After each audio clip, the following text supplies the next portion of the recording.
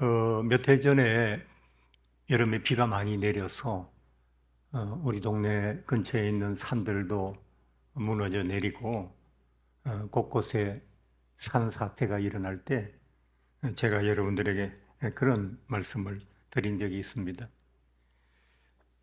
산이 비를 두들겨 맞다가 그 물을 담을 곳이 없으면 이제 산은 뿌리 깊은 나무들의 도움을 받아서 물을 봉우리까지 저장하지 않습니까?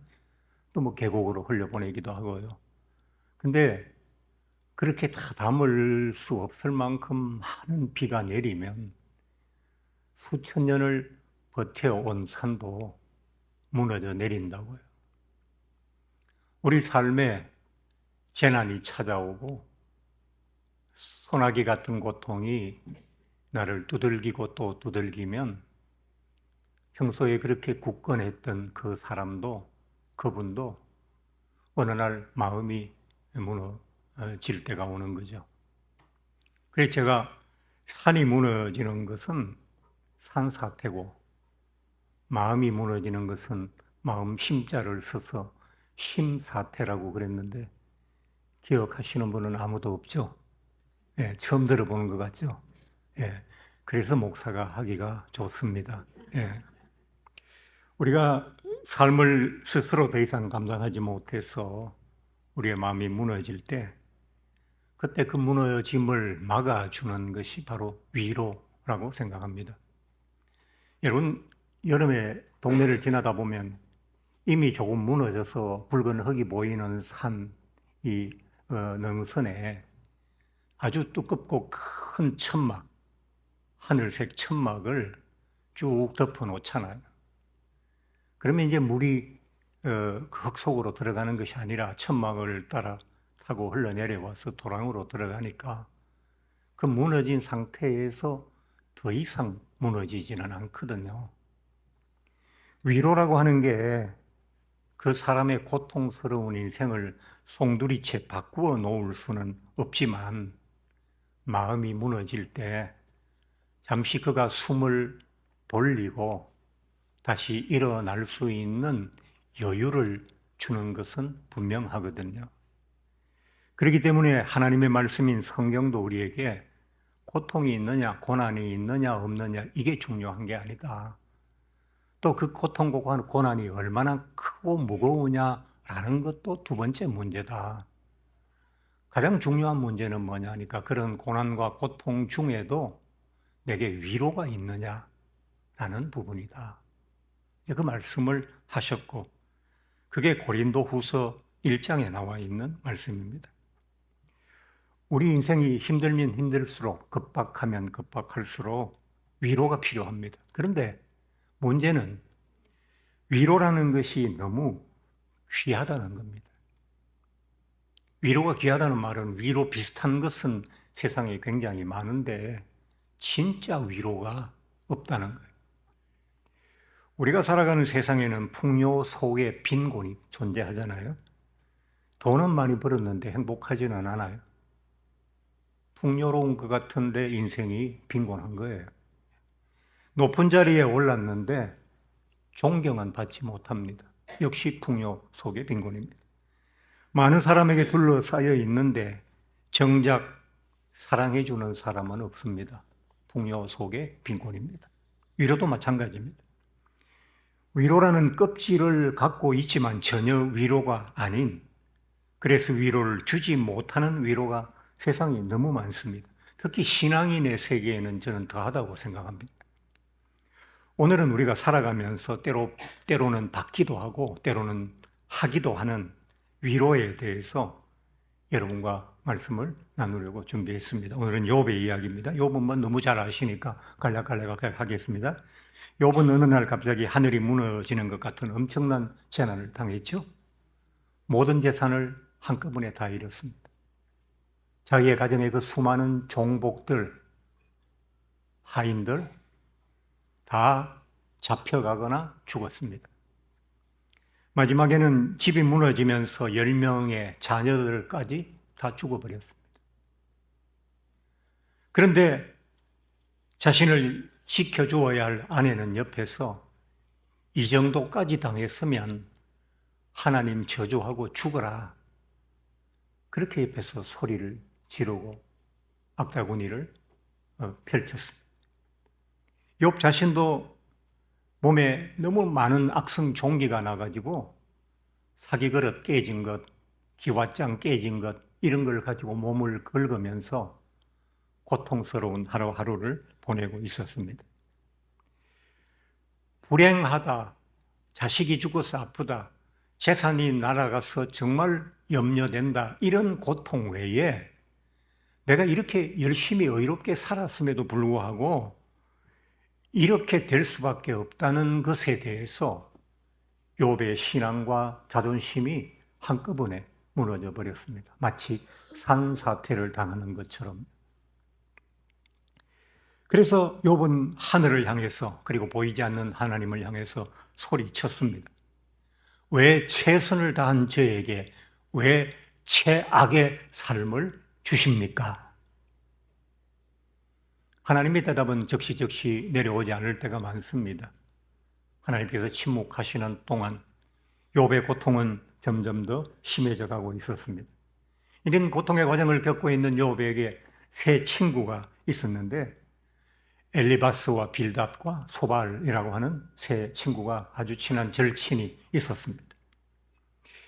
그런데 이들은 욥이 당한 불행을 듣고 위로자의 모습으로 욥을 찾아왔지만 친구들이 찾아오니까 위로해 줄 거라고 생각하지 않겠어요?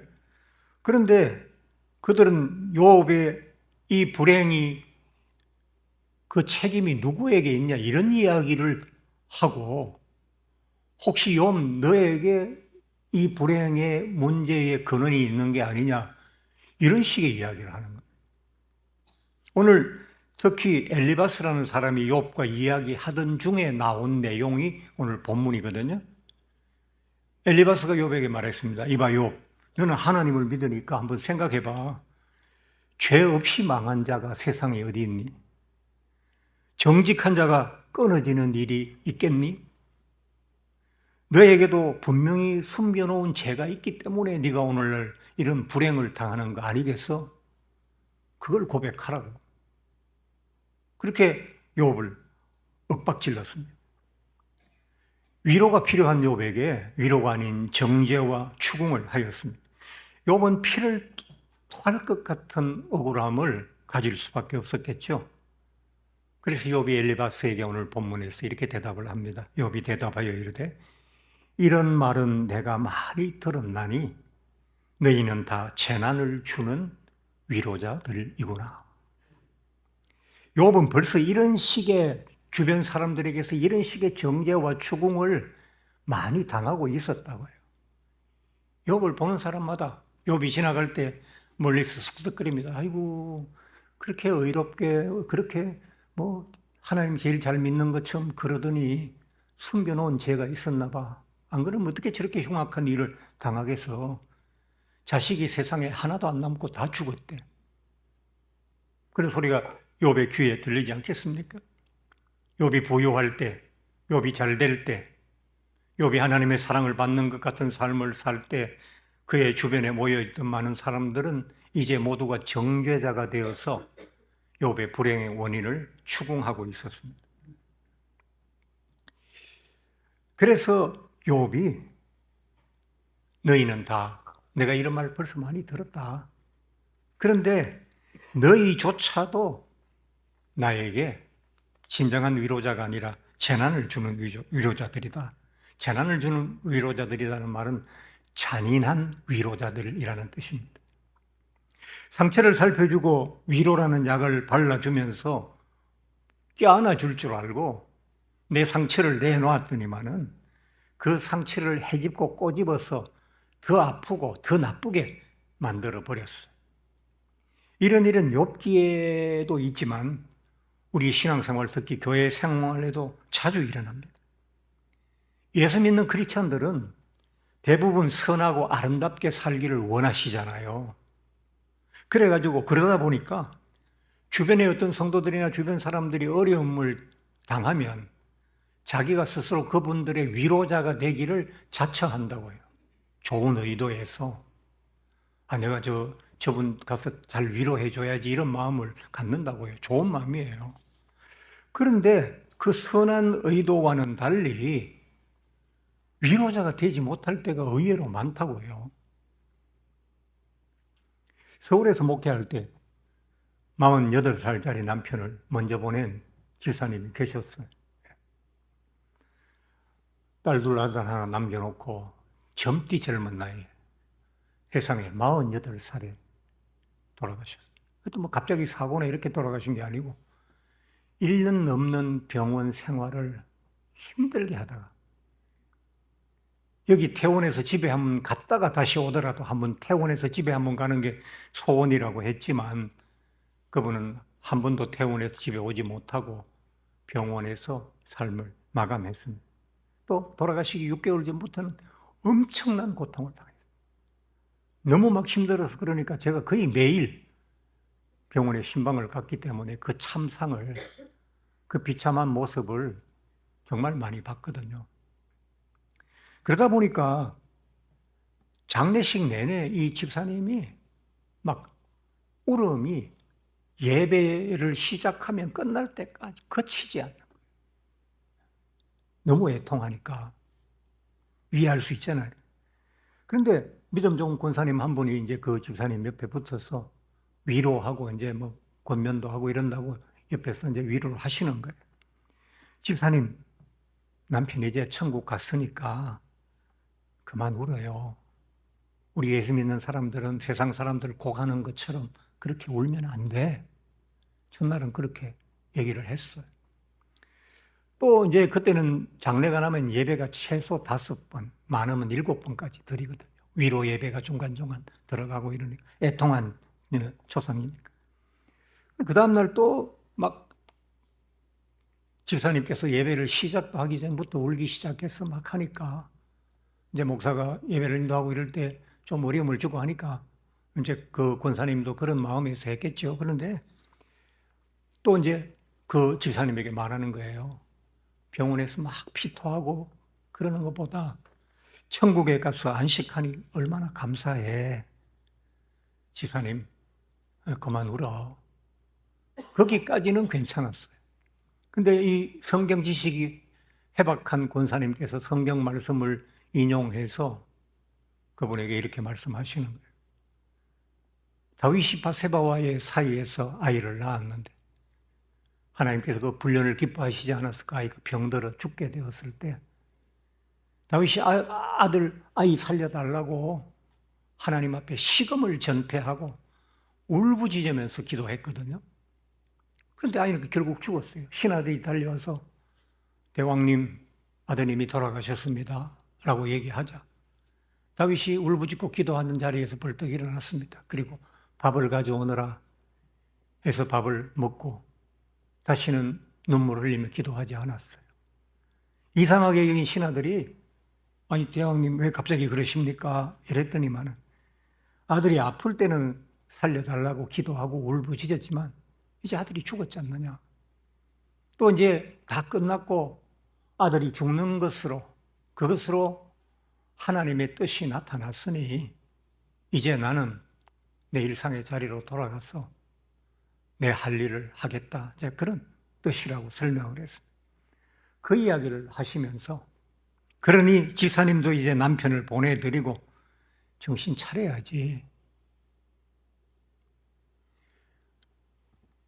그렇게 말씀을 하시고 또 그 뒤이어서 발인하고 하관하고 그 버스를 다시 타고 돌아올 때까지 그 권사님의 위로와 권면은 계속되었고 그 집사님의 울음과 눈물도 계속되었습니다. 그때 그 권사님이 위로하신 것이 위로가 맞습니까? 여러분의 생각은 어떠십니까? 그 권사님 말 틀린 것 하나 없습니다. 그러나 그 말이 위로라고 생각되지는 않습니다. 불행의 원인을 따지는 것은 위로가 아니고 불행을 당한 사람이 어떤 태도를 취해야 될 것인가를 설명해주고 가르쳐주는 것도 위로는 아닙니다. 위로란 그가 당한 불행과 아픔을 그의 입장에서 함께 느껴주는 것부터 시작해야 되는 거거든요. 내가 보기에는 감당할 수 있는 일이다 싶어도 그 사람이 무릎이 꺾였다 하면 그 사람의 꺾여진 무릎을 걱정해주고 위로해줘야지.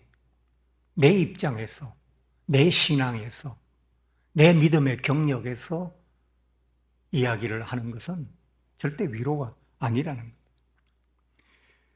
위로란 내 생각과 내 판단이 아니고 공감하고 감정이입하고 동행하는 것입니다.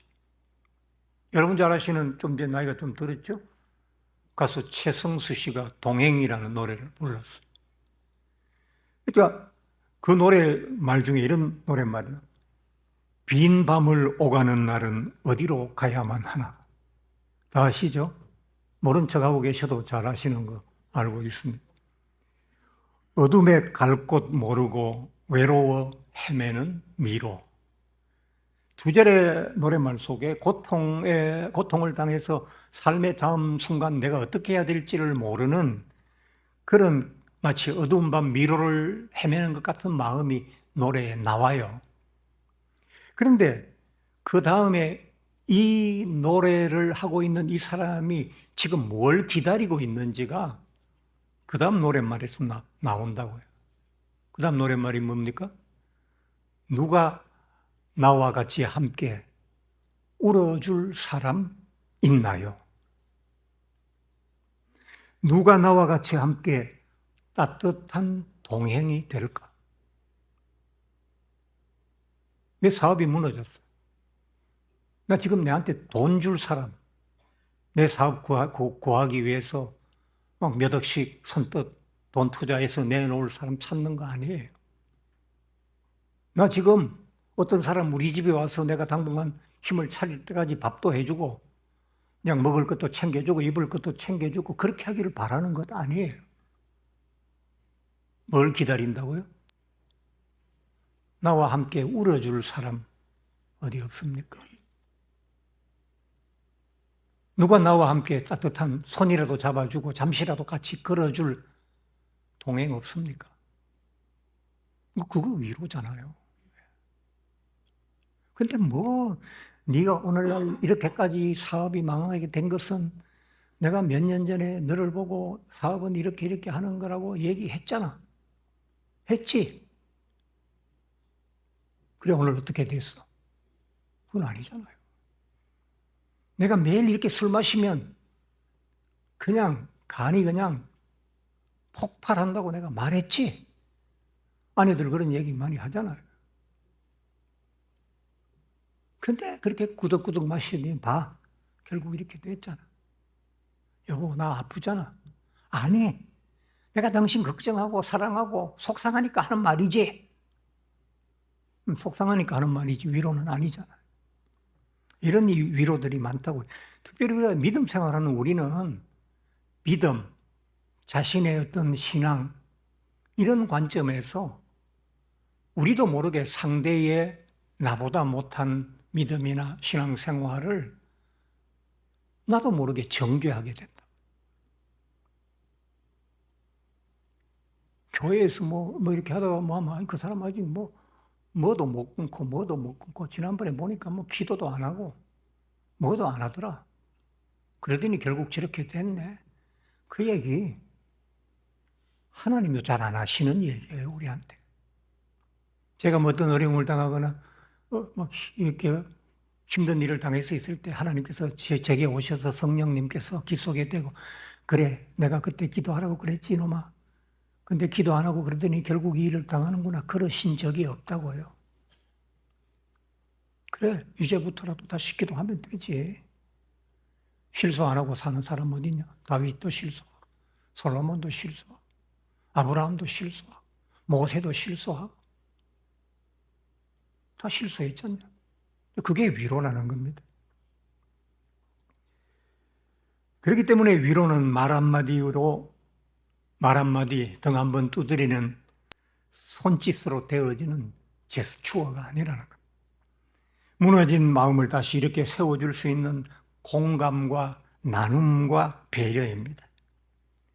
그 일이 그에게 얼마나 큰 아픔이었는가를 공감할 수 있어야 되고, 그가 당한 아픔을 할 수만 있다면 나라도 나누어 가볍게 해주고 싶다는 공유함이 있어야 위로자가 될 수 있는 겁니다.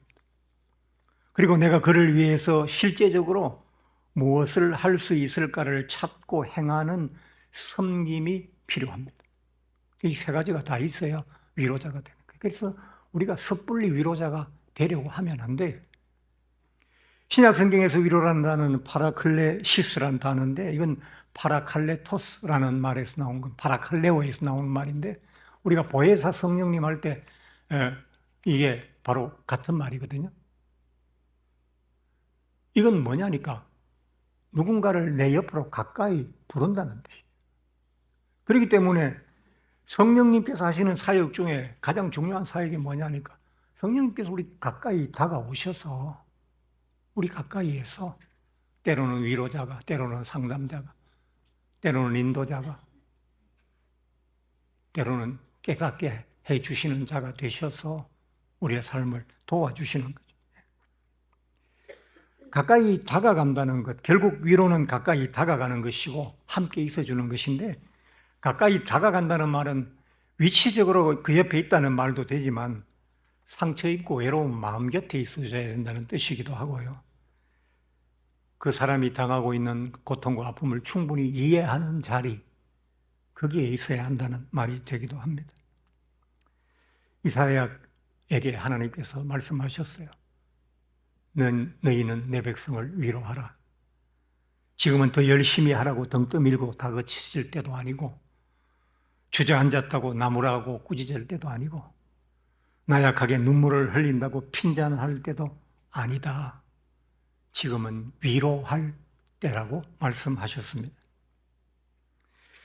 다행히 위로받을 만큼 인생이 나쁘지 않은 분들이 계시다면 내가 위로받을 일이 없다는 것 자체는 내가 이제 위로자가 되라는 하나님의 보다 높은 뜻이 들어있을 수도 있습니다.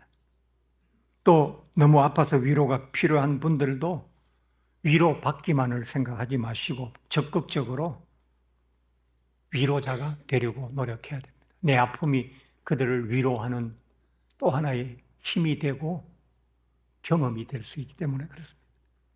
내가 아픈 것은 다시는 이런 아픔에 내가 몰려 들어가지 않도록 더욱더 내게 집착하고 집중하라는 뜻이 아니라 다른 사람의 아픔이 보이게 하고 들리게 하려고 하시는 하나님의 뜻일 수도 있기 때문입니다. 그래서 하나님께서는 긍휼히 여기는 자에게 내가 긍휼을 베푼다고 했어요. 그러니까 내가 위로자가 되는 것은 내가 위로받는데도 유리하다고. 내가 사람에게 위로를 주면, 내가 사람을 긍휼히 여기면 사람이 내게 답을 하고 보답하는 게 아니라 하나님이 긍휼로 나를 보답하시는 거예요.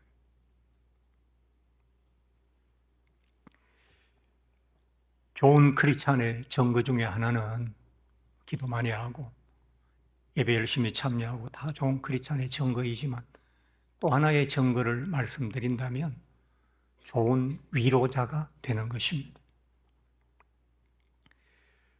우리 선일교회와 성도님들은 위로자가 되셨으면 좋겠어요. 이 착하고 선하고 성실한 백성들, 그럼에도 요즘 삶의 많은 고통들을 곳곳에서 당하고 있는 이 땅의 이 백성들, 이 시대의 백성들을 위해서 우리 모두가 위로자가 될 수 있기를 주님의 이름으로 축복합니다.